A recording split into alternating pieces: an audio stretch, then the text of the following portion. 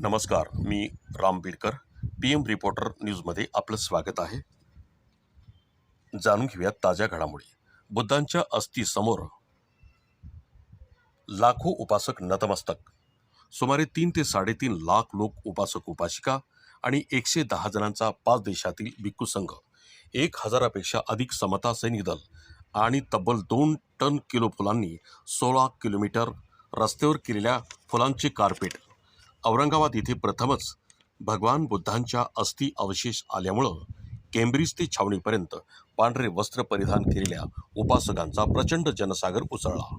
सकाळी 10 वाजता निघालेली पदयात्रा रात्री ठीक 10 वाजता तिसगाव येथे पोहोचली.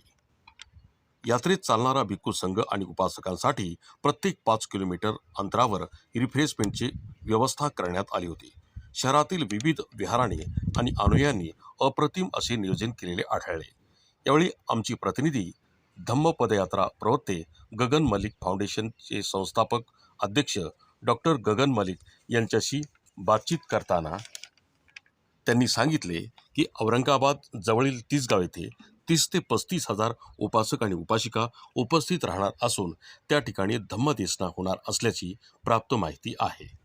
तसेच 110 भिक्खू संघाचे नेतृत्व करणारे थायलंड येथील भिक्खू लॉंग पुंजी आमच्या प्रतिनिधीशी बोलताना सांगितलं की जगाला शांतीचा संदेश देणाऱ्या भगवान बुद्धांचा हा देश आहे.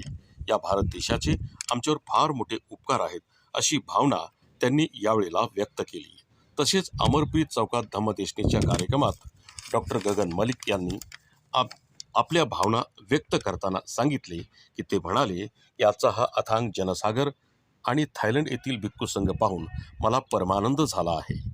डॉक्टर बाबासाहेब आंबेडकर यांचे भारत बौद्धमय करील हे स्वप्न पूर्णत्वास जात असल्याचे आशादायक चित्र सध्या पाहायला मिळत आहे. सदरच्या पदयात्रेत लाखो बौद्ध अनुयायी, भीम अनुयायी सामील होण्यासाठी येत आहेत, आशीर्वाद घेत आहेत, त्यांच्यासोबत पायी प्रवास करत आहेत. ही जमेची बाजू दिसत होती. सदरची पदयात्रा यशस्वी करण्यासाठी डॉक्टर गगन मलिक आणि सारे बौद्ध धम्म भीम अनुयायी प्रयत्न करताना दिसत आहेत. नमो बुद्धाय, जय भीम. आज मुझे इस बात की बहुत खुशी हो रही है कि वाकई में जो 1956 में धम्म चक्र चला था वो आज वाकई में गतिमान होता दिखाई दे गया औरंगाबाद में.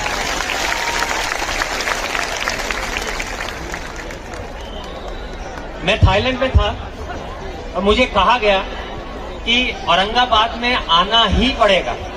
हालांकि अभी सुबह आया हूं, अभी शाम को वापस थाईलैंड जाना है, लेकिन इसका कारण एक है. मैं थाईलैंड क्यों जाना चाहता हूं आज आपको वो भी बताना चाहता हूं.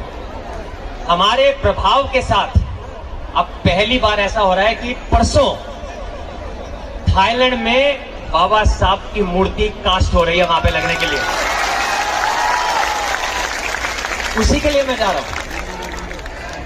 आज ये जो धम्म चक्र हमने चलाया है, आज जितने भिक्षु 100 भिक्षु थाईलैंड से आकर यहाँ पर चल रहे हैं, धम्म यात्रा कर रहे हैं. ये धम्म यात्रा इसलिए नहीं कर रहे कि भाई जस्ट चलना है.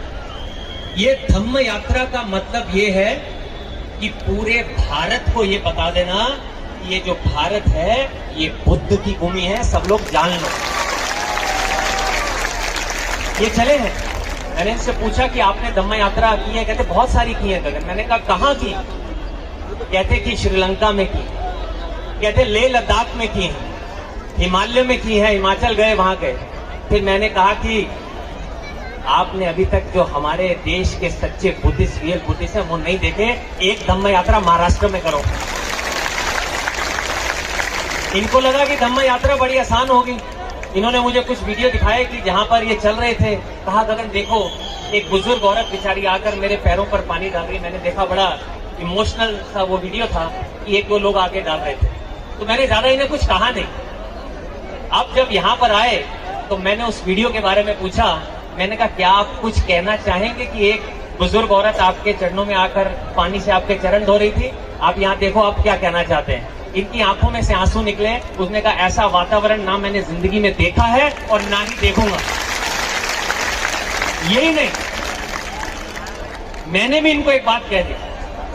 मैंने कहा ये जो धम्म यात्रा, ऐतिहासिक धम्म यात्रा हो गई, शायद अगर कल आप मुझे भी कहेंगे कि वापस ऐसी धम्म यात्रा कर, तो शायद मैं भी कर नहीं पाऊंगा।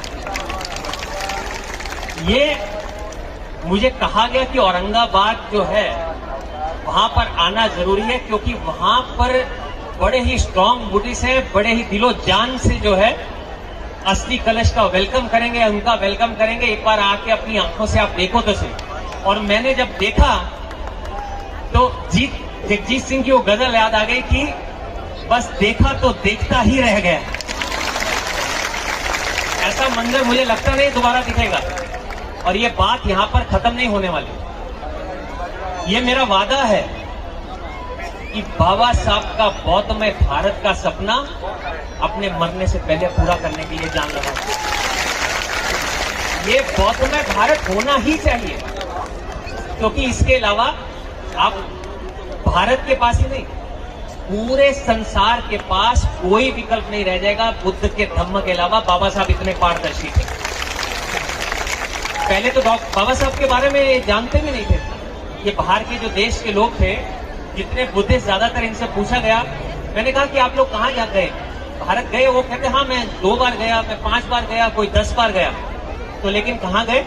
बोध गया, सारनाथ, लुम्बिनी, कुशीनगर, ये 4 जगह घूमते तो उनको लगता है कि भारत का बुद्धिज्म हमने देख लिया।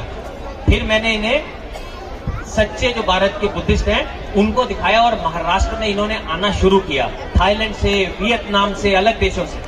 और वियतनाम से जब महासंघा यहाँ पर आई तो उन्होंने जब ये मंजर देखा, बाबा साहब के बारे में पढ़ा,